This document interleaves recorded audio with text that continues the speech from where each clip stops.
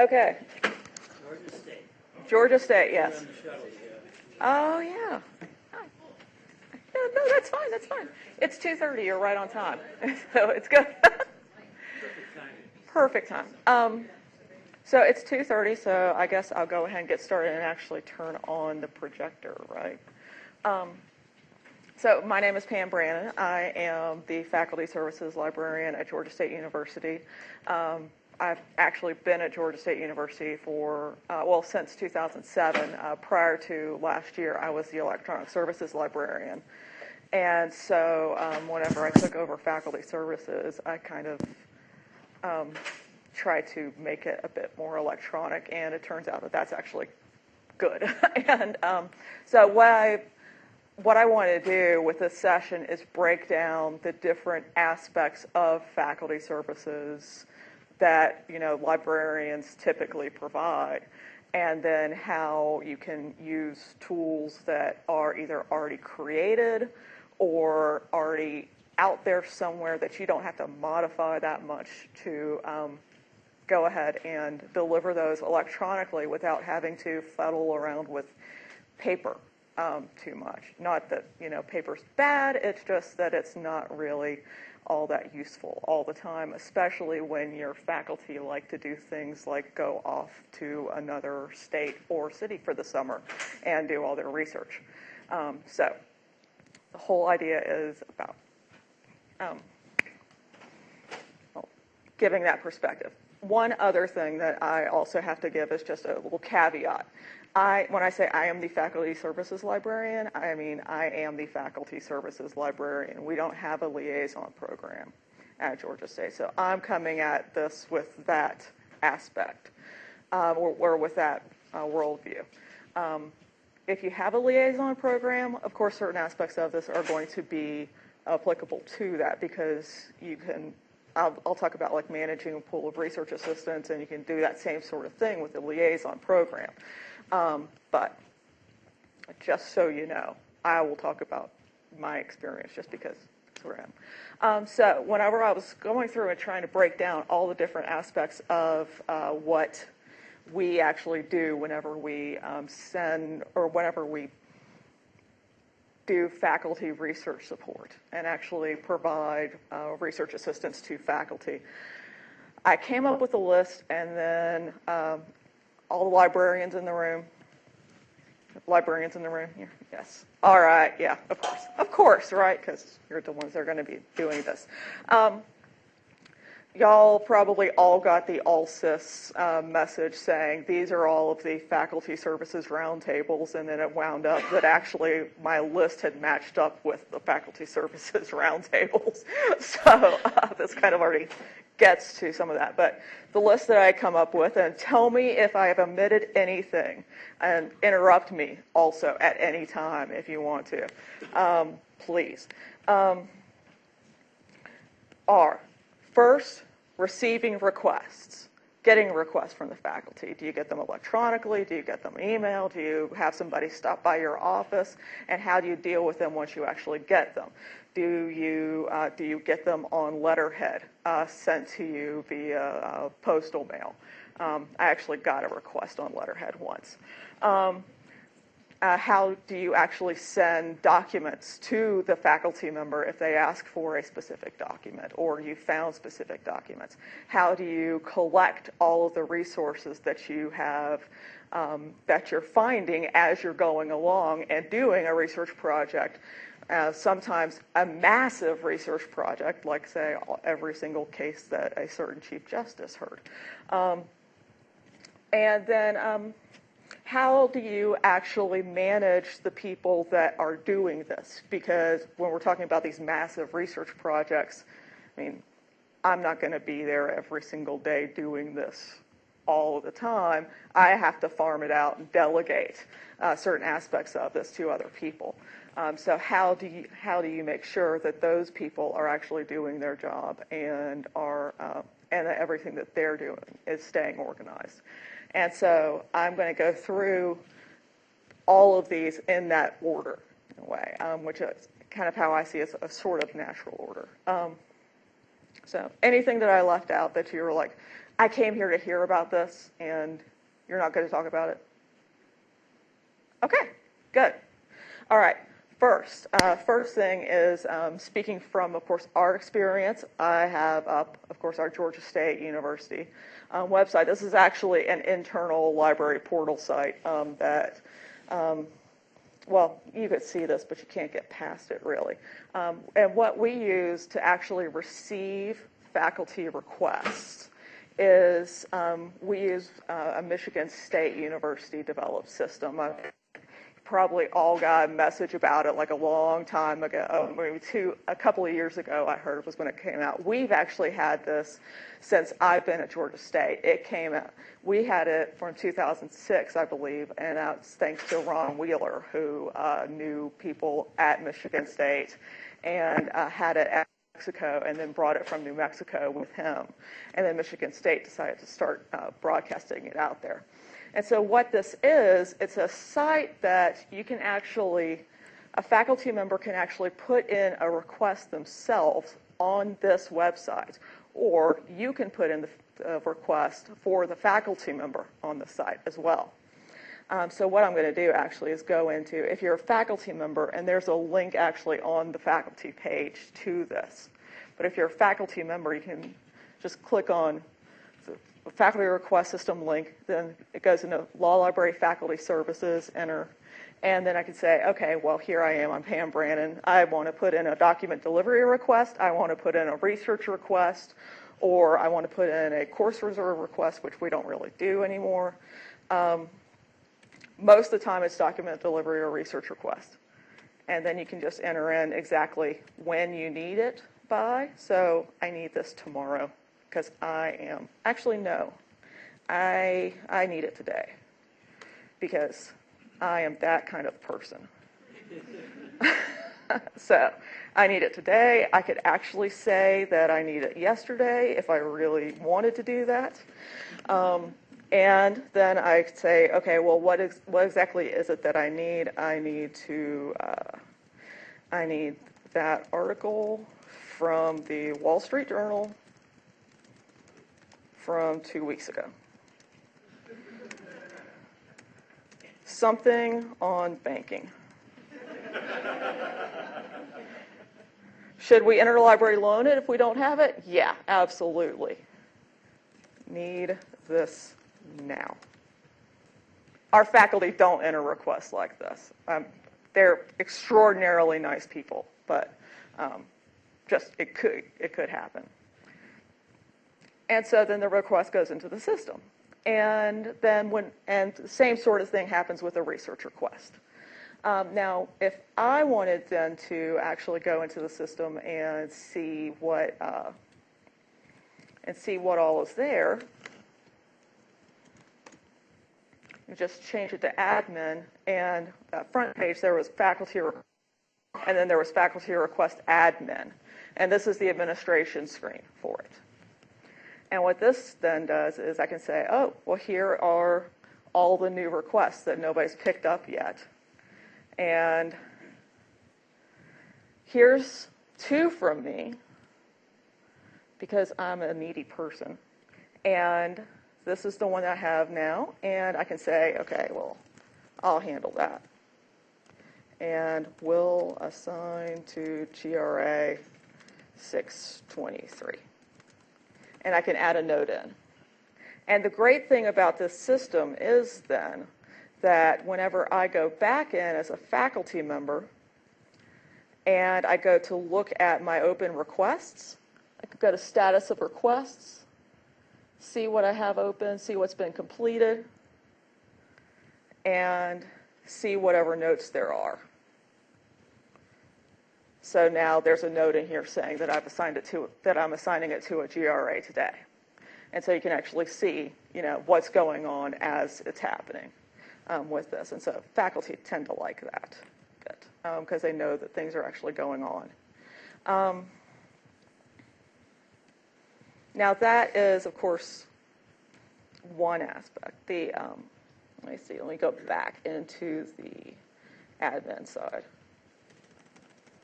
You want to keep track of everything that's currently as soon as I picked it up and put my name on it, it said that it then switched it from received status to an in progress status. And so then there's everything that's in progress. And so I actually already have a research request that's in progress. Well, again, needy. And then whenever I finish it, if I finish it today, I can put in today's date, and I can say where I got the materials from, exactly about how much time I spent on it, so that if we want to track, okay, this type of request takes about this long to fill, then we can do that. This took a day to do. I filled it using either, this is from our main library, or this is from the College of Law library, or interlibrary loan, or Hine, or Westlaw, and status completed. If you need more information to be able to fill the request, like that banking Wall Street Journal article request, you could say, I need more information, and then you can put it in. But this one I'm going to go ahead and put in the completed, because I can do that. And so that's what you can do, like from the and so that's going through the faculty member side. The faculty member puts the request in. If a faculty member, though, like stops by your office or comes or calls you or sends you an email or sends you something on letterhead, you can also submit a request for a user. And this just pops up with a list of all of our faculty. And I'm actually going to put in a request for Emily Diffenderfer, who is here right now. And so then I've got all the exact same fields, and I can put in the request just like I was a faculty member. So it's pretending that I'm her right now. And so every single faculty request that I get, no matter how I get it, goes into this system. And they can still see the notes. I still enter notes in here. They can still see the notes, and it all gets recorded so that the statistics get tracked. Because again, you can track statistics through this too. Go back out, and you can see over on the side here the statistics. And this is kind of small, but like the total number of requests submitted, total number of requests by type, total number of requests by specific user. I'm not going into these because this would tell you a lot about our faculty. But by date submitted, request type, how much time was spent by a specific request type. That's there's a lot of ways you can break it down. Yes? Do you have different, in the administrative piece that we're looking at Mm-hmm. now, are there different levels of user authorization? Like if there were a support staff member who was doing something or whatever it is, would they see fewer of the menu items related to specific statistics? No, not that I have ever actually been able to see. Everybody that has administrative access sees the same thing. Now, having said that, this is something where we have modified the code a little bit. Just a very bare little bit. And I've actually asked our IT department to modify the code a little more. So it's something that it's probably modifiable so that you could do that. We just haven't done it. So that's kind of, and so that's, how we get things and we manage things whenever we receive them. So that's first step. And this is, again, like I said, it's from Michigan State University, and per everything I've heard, you still have to go through them to get it, but they will give it out to people. So I highly recommend that. And it didn't cost us anything to get it either. So that is, of course, yes, one more thing. Faculty know to go use this system, or do they still email you with stuff? It depends. It depends on the faculty member, and it depends on the faculty member. It depends on the faculty member's mood at the time. It depends on whether I am right there in front of them or not.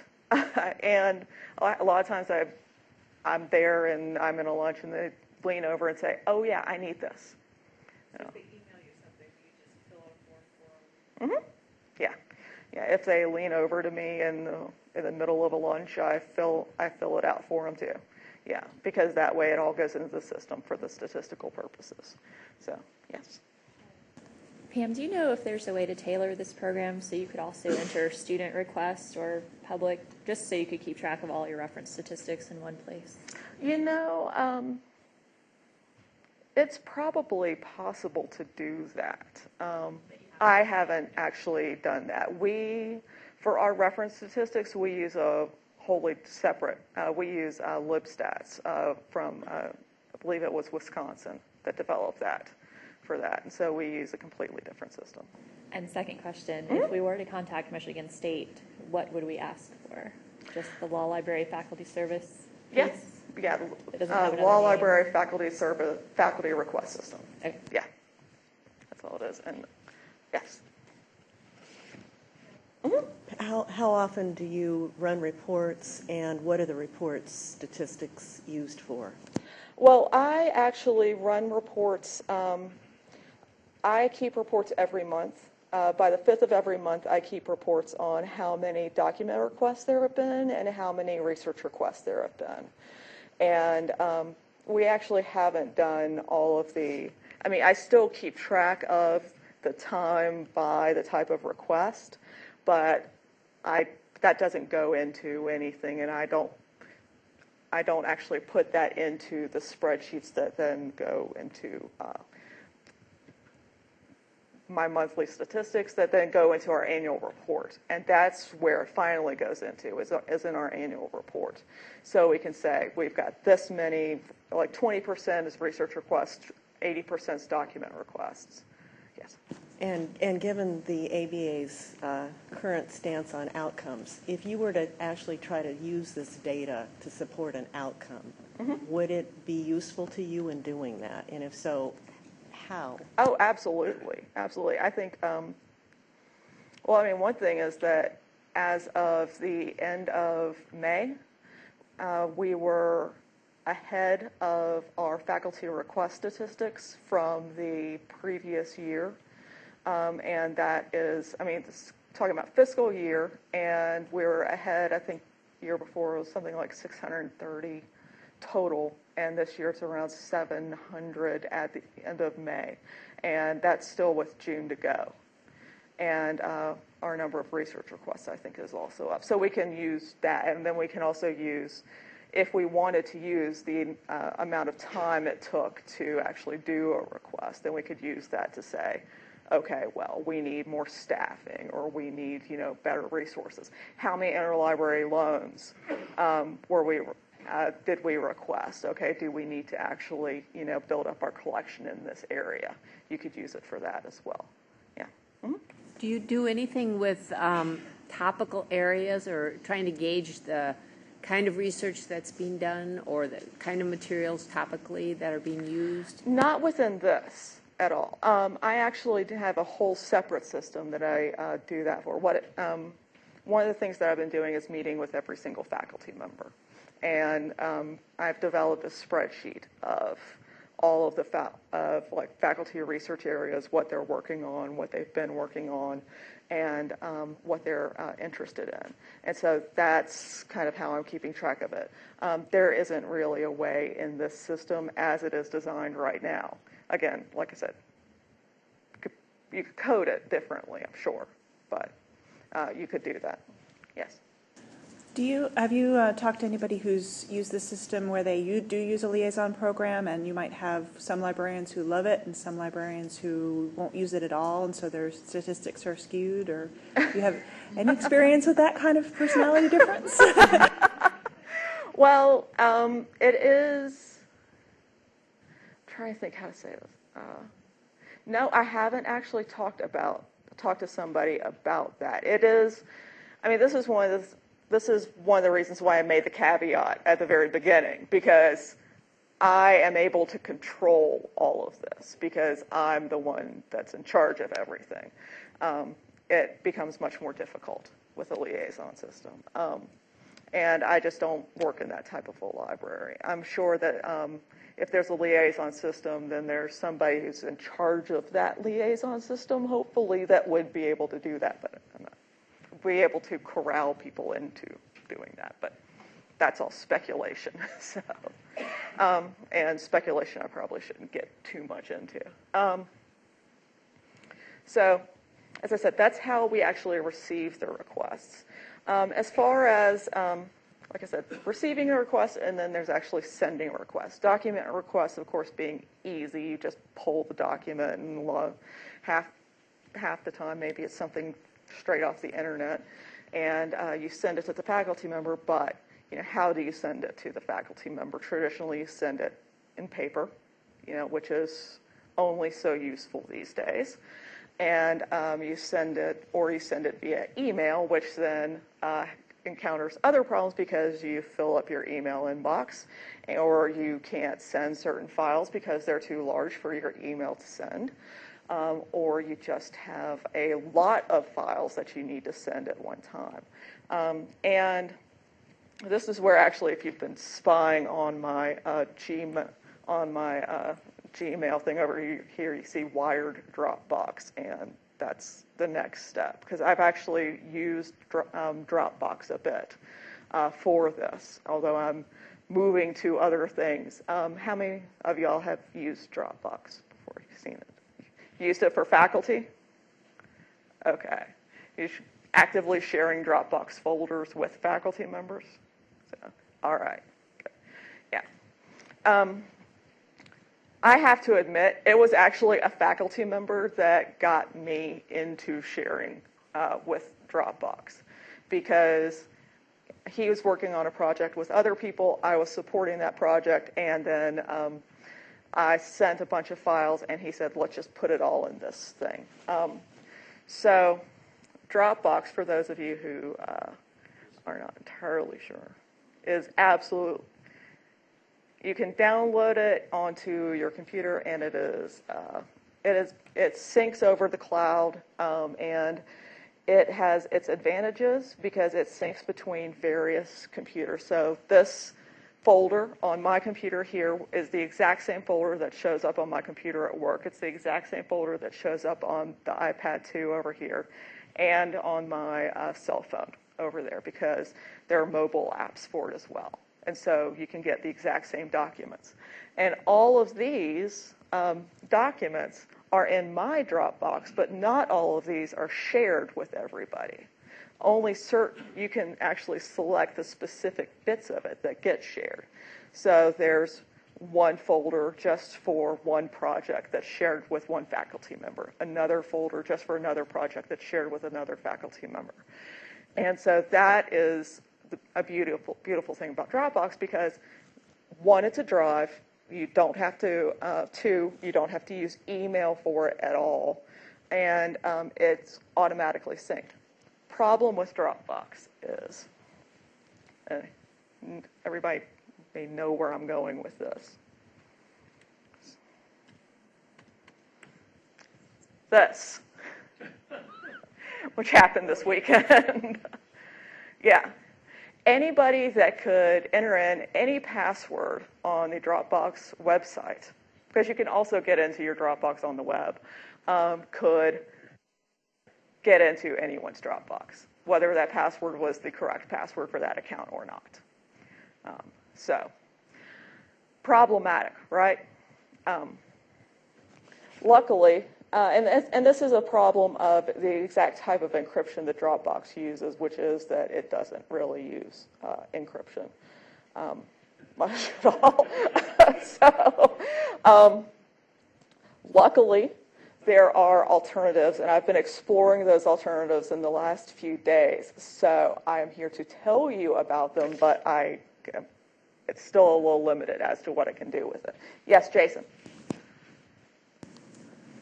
Are you doing everything with the free 2 gigabyte, or are you purchasing a larger Dropbox account? Everything I have done using the free storage. You get, I believe it's 1 gigabyte free storage in Dropbox, I think, or 2 gigabytes free storage in Dropbox. And you can get, one of the other ones that I've been, other options is Sugarsync. And Sugarsync, you get 5 gigabytes free, which is pretty good. I'm pretty generous. Yes. How would you compare it to using SharePoint? You know, I've never used SharePoint. So that is my, that's another one of my things. So we will be using SharePoint in the near future. So, but I haven't actually used that. I will say that one thing that we do have that, and anybody who's more familiar with SharePoint than I am, please let me know. We use Novell, and we have we have shared network folders. So I actually have access to shared folders. Every single faculty member has a folder that's shared between their faculty assistant or their faculty administrative assistant, and I have access to that folder. So instead of sending something through Dropbox, I can actually send something directly to that folder. Problem with that being that if they are not on their computer on campus, their access to that folder is really, really restricted. They have to log into a website that's very difficult to use and that half the time they forget is even there. 3/4 of the time they forget is even there. So this actually becomes a better alternative. Let's see. So another, like I said, another option being Sugarsync. Sugarsync actually does some encryption. So it's a little bit better. The best option, if you really care about encryption, and really, really, really care about encryption, that I've found so far is something called SpiderOak. Or not SpiderOak, where is that? It is all of a sudden not up here. Sorry. SpiderOak, sorry. And the difference between SpiderOak and Dropbox is this. Dropbox stores your password on their server. So you're connecting with the Dropbox server, your password is there. SpiderOak stores your password and encrypts everything on your computer before it even goes to the SpiderOak servers. So on your computer, it's encrypted, goes to the SpiderOak servers. SpiderOak servers don't even have your password, so they can't even get into your stuff to try to decrypt it and to try to even see it. And if you lose your password, you can't get it back because they don't have it to give it back to you, which is problematic, but that's what it's really, really secure. So SpiderOak, though, it does also have the ability to sync between different computers. It does have mobile applications, so you can use it on an iPad, iPhone, Android devices. So it does at least have that functionality. Again, I've tried this over the last 2 days, so I'm just telling you it's out there right now. Yes. Could you just walk through a little bit how it would work? Like you put a file, a document or something in a file, and then you tell the faculty member where it is? Or? Yeah. Well, what I can do is, let me do this. Let's see. I'm going to, because I've got the iPad right here, and hopefully it's still logged into the Wi-Fi. I am going to actually put a file onto the Dropbox here. Let me go into it. Let me see if I can do this. Let's see, I'm going to delete this. Move to trash. So if I take that file out of the Dropbox there, what will actually happen, if I take a file out of the Dropbox, it'll tell the faculty member on the other end, because they'll have the same little icon down here, and it'll pop up right down here, this is my little task bar tray, and it'll pop up and just say, one item was removed from. If I add an item to it, it'll say one item was added to. And so there's an automatic notification there. Now, that doesn't actually allow me to, that may not be enough to actually notify the faculty member that I did that, so then I follow up with an email. and say, by the way, I've added this to your Dropbox. Same way that if I send it to their shared drive, if they preferred that, then I would say, by the way, I've added this to your shared drive. But it doesn't automatically send an email to the faculty member about that. So that's one option to send things to faculty, and it's a great way because whenever you have faculty who are in widely disparate locations, to actually get some sort of file to them without filling up everybody's email. Gosh, and it's already 3. Now, the next thing, and everybody should probably know exactly where I'm going with this, is actually doing the research and keeping track of it whenever you're doing a research request. And I heard of Zotero before.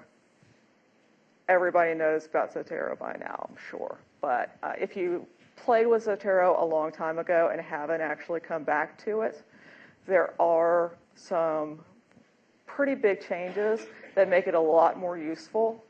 And there are still a few problems, but I've worked out ways around them.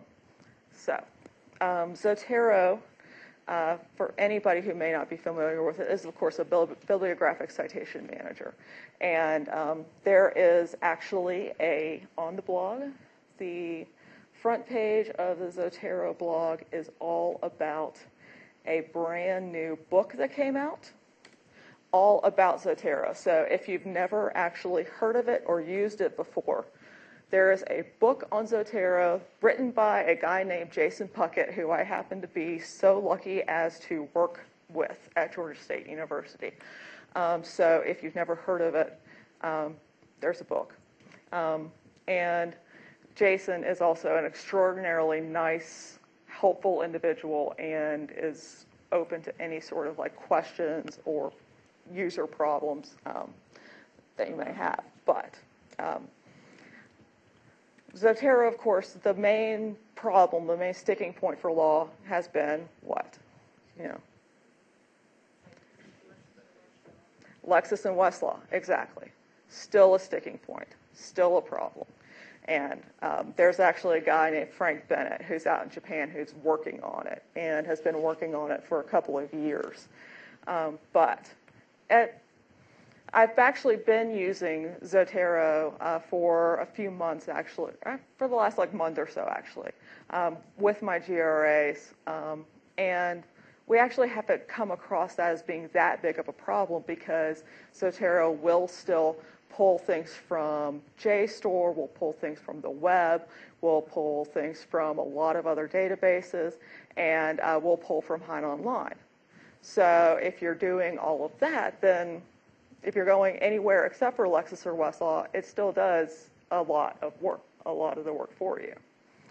Another thing that's happened in Zotero recently, or in the last couple of years, is the ability to set up groups. And you can share groups with people. You can set up public groups, or more importantly, you can set up private groups that only the people in the group can see, and so you can only share citations and actual documents with the people in that group. But Zotero, the other thing that in case you haven't actually seen this too, let me see if I can get into it.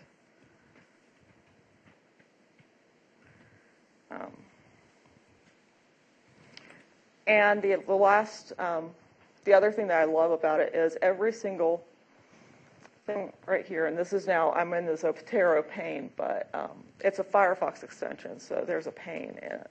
And every time that there is this little icon, it'll drop down, and it'll either give me a link, or if I've actually saved a PDF, I can save the PDF directly into Zotero. If I'm in JSTOR and I'm searching and I find a list of articles, and that list of articles all looks good, I can save that whole list of articles at one time. Yes, and it'll save the PDF. Does it only work still in Firefox, or does it work in other browsers?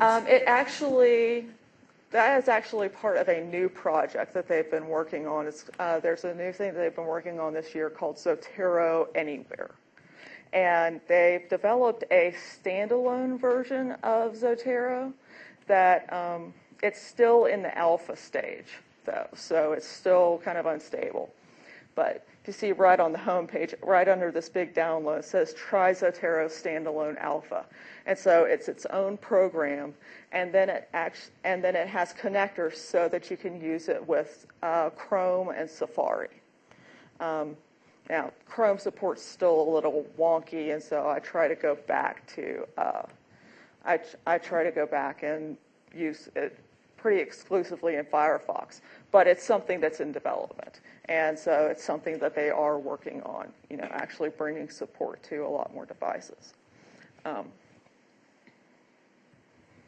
So, like I said, if you can imagine, you have a lot of documents saved. And let me see, actually, here we go. Yeah. It's like some of these I have, like the actual PDF of this report saved in here. And so then if you've got a group and you have this shared with a faculty member in a group, then the faculty member can see the PDF document and can actually share this. You can actually share all of this with your GRAs as well in a group if you want to. Your GRAs can add to it. Your GRAs or whoever else is working on the same project can also add in new material. And everybody can see it. Here's my sticking point. The groups have a 100 megabyte restriction on them, which, when you're saving PDFs, goes by really, really, really quickly. I actually blew through that in a day because I had a 30 megabyte thesis that I added in. But again, when I was saying there are developments in Zotero and there are developments in Zotero that make it a lot more useful, one of the things you can do is in Zotero, right here, this is where you can actually, again, it's a gear, so gear is like the universal symbol for preferences and doing all of the advanced stuff.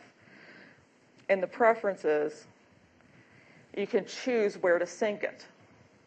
So you can sync it either to the Zotero servers, and that's where you have the 100 megabyte restriction, or you can set up your own WebDAV server.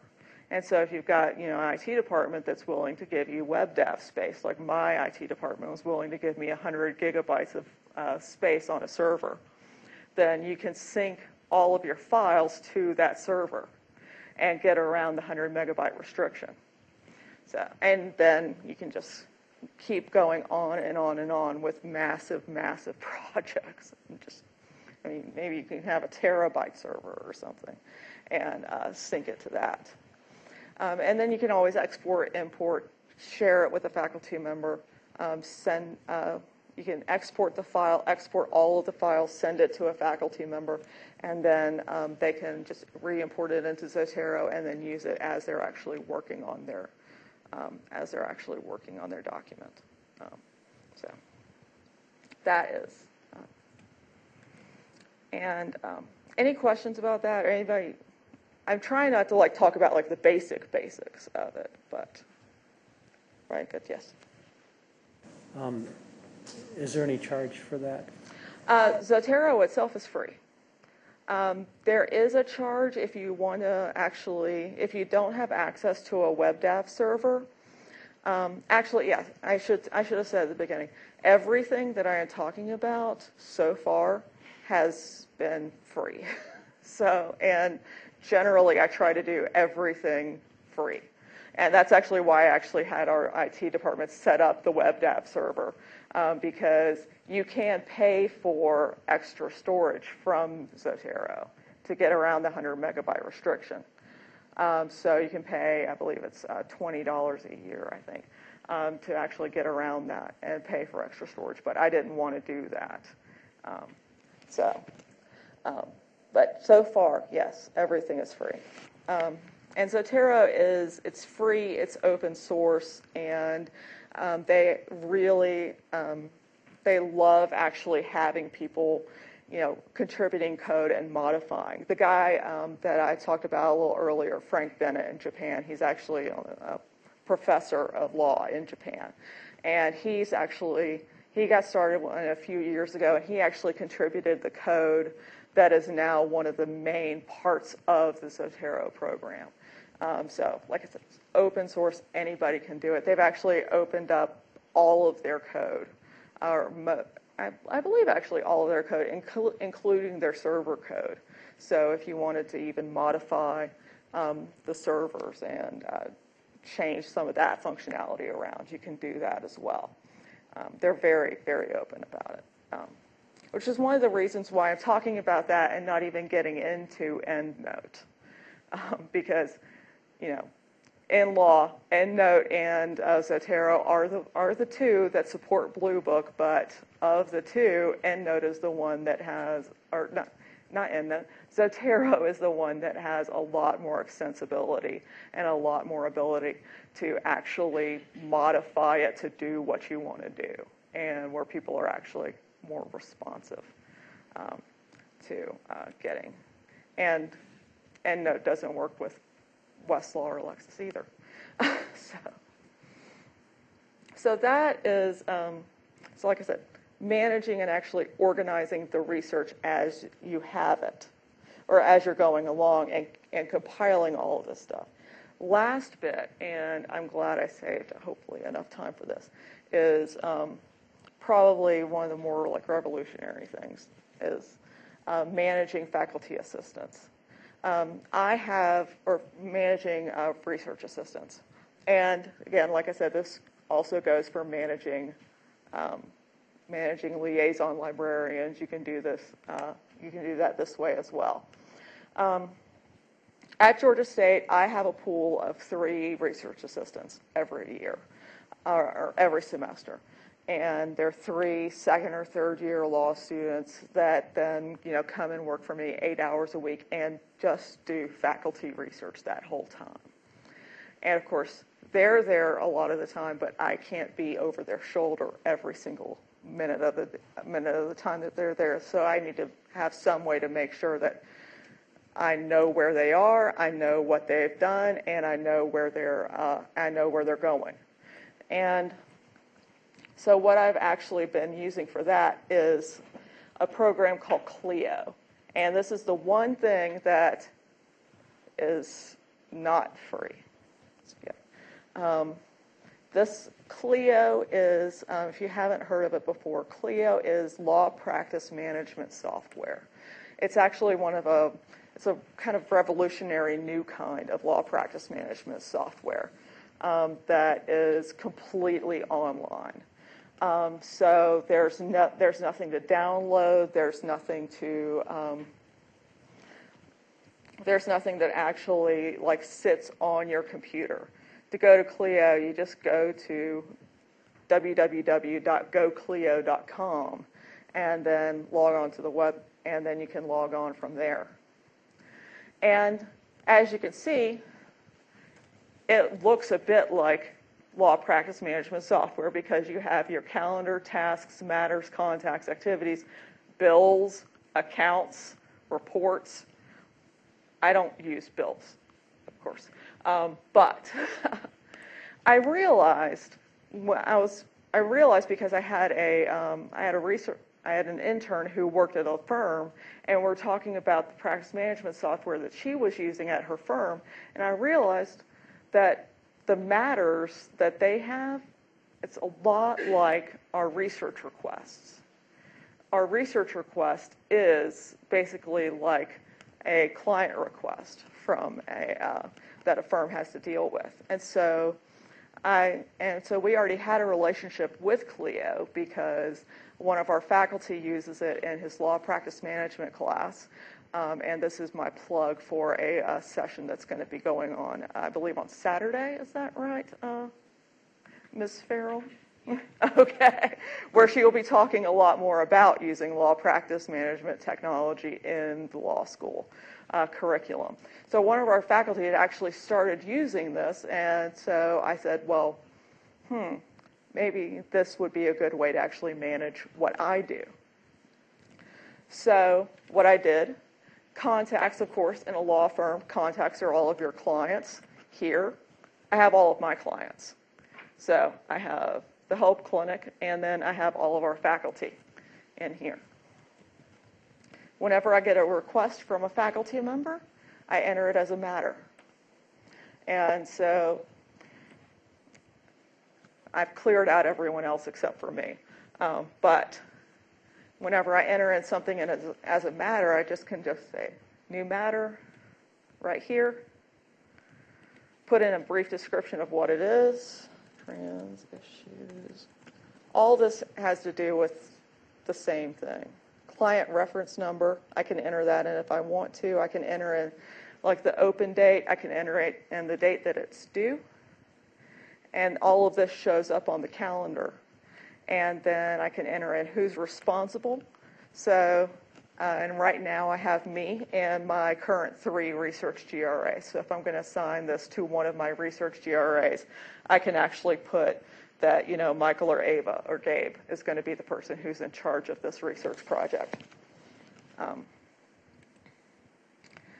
then I can say, who's the client for this? It's me. And save it as a new matter in there. And it's the 106th one that got put in here, so that's why it's 106. But I could set up a different numbering system if I really, really wanted to. And then in the matter screen, it gives me a whole lot of other options. So I can actually see all the client information. I've got my phone number, I've got my email address. So if you need that information right there, it's available. You don't have to go searching somewhere else for it. Transactions, contacts, let me get into this.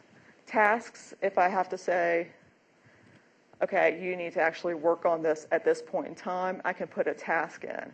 If I had to put a task in and I assign it to one of my student assistants, it shows up on my student assistant's front page whenever they log into Clio. And it says, you have this task, you need to actually work on this, and this is due at this time. And I'm actually going to get out of this and go into one of the open matters that I've pre-populated with some stuff so you can actually see it in action. Yeah, it gives you this feed of everything that you've actually done, too. So I created a task, I created a document in here.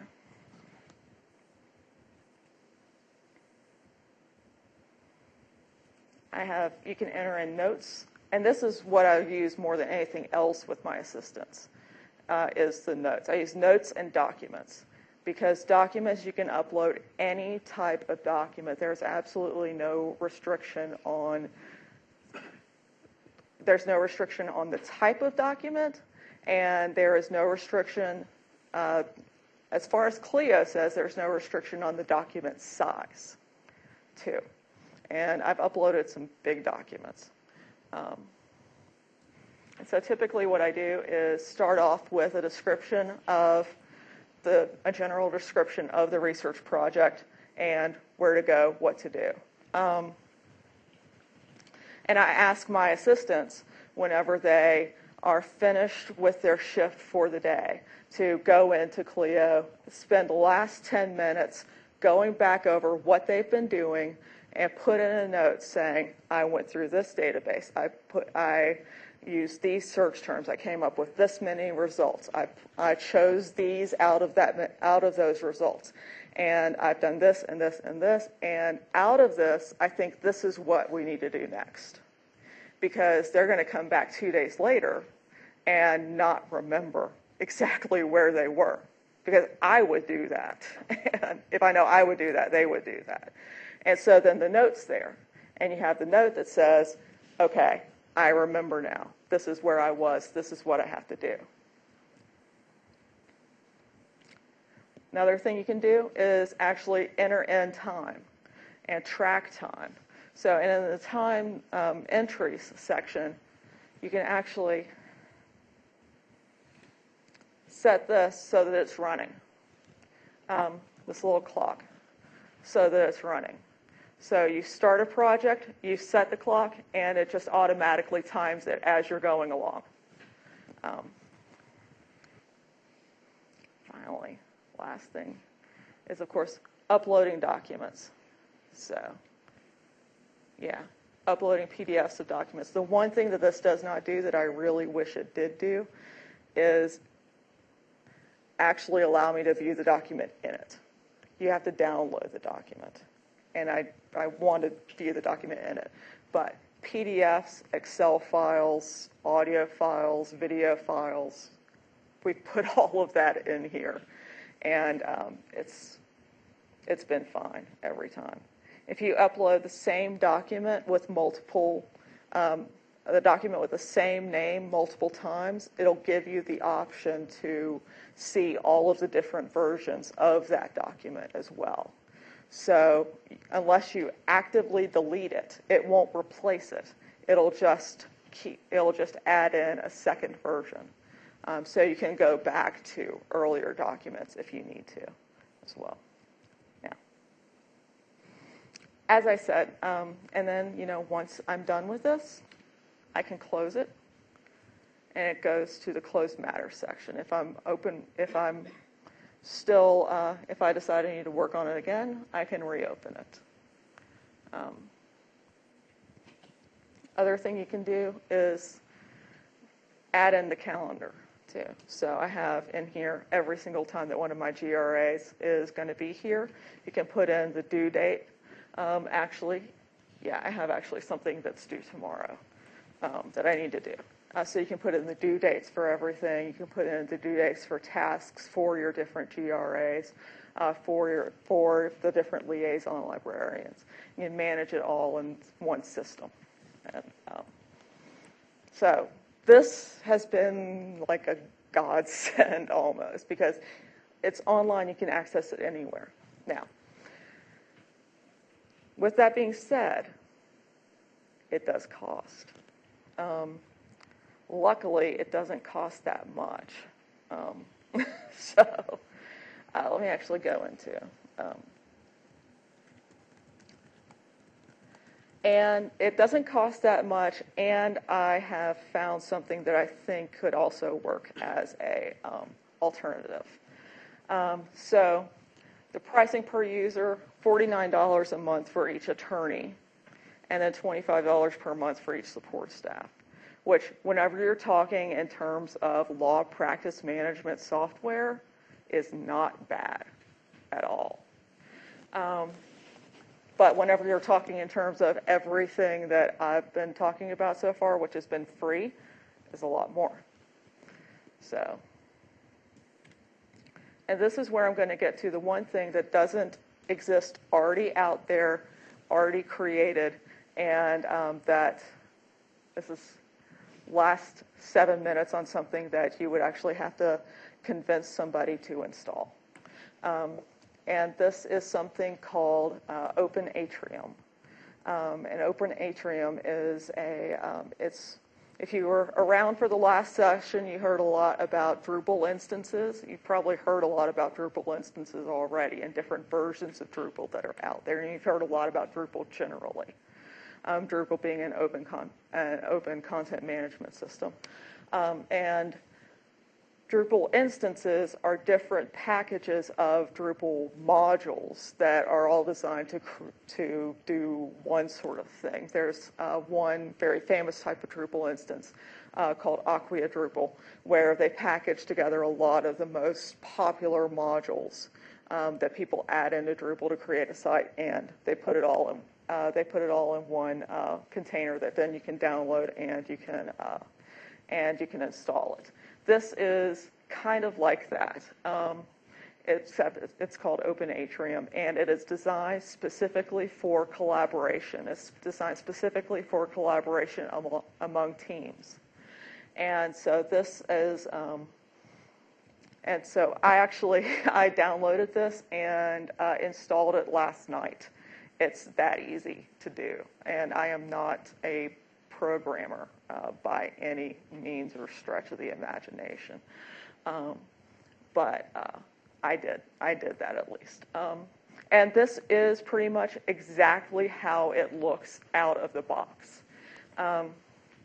You could set up groups, you could set up different users, and you can set up different tasks. And you can keep track of everything that's going on in specific tasks. So like case tracker here, like all of those different matters, the case tracker can track all of your different projects. So I, for instance, have 2 different projects in here. I have one that's working on faculty publications and one that's working on a list of transgendered individuals. That's my project. And so within that project, then, it calls it cases, but you've got the different tasks that you can then do within that. So like one task being go through Jonathan Katz's Gay American History and Related Books.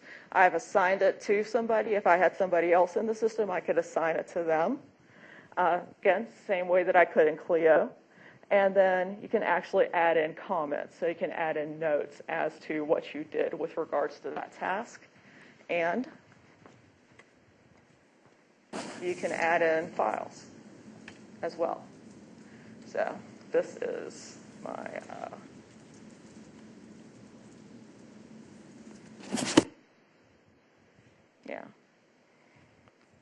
So for instance, you can just add in an Excel spreadsheet with that. It isn't as open as Clio is, in that you can't add any type of file, but I mean, you can add in document files, pretty much. I think you can even add in actually WordPerfect files. You can add in about every type of document file that there is. You can add in Excel files, PowerPoint files, most of the types of PDFs, all of that, yes. I was just going to say that because it's Drupal out of the box, it will only have limited file capability. But if you go into the settings in Drupal, you can change what types of files can be uploaded into that field and make it anything you want. That is the beauty of having a coder in the room. Thank you. Or somebody who's more familiar with Drupal than I've only been using it for the last year or so. And so then this, again, free. Totally free. Just have to actually get somebody in IT to install it on a server for you to use. And that is, I guess.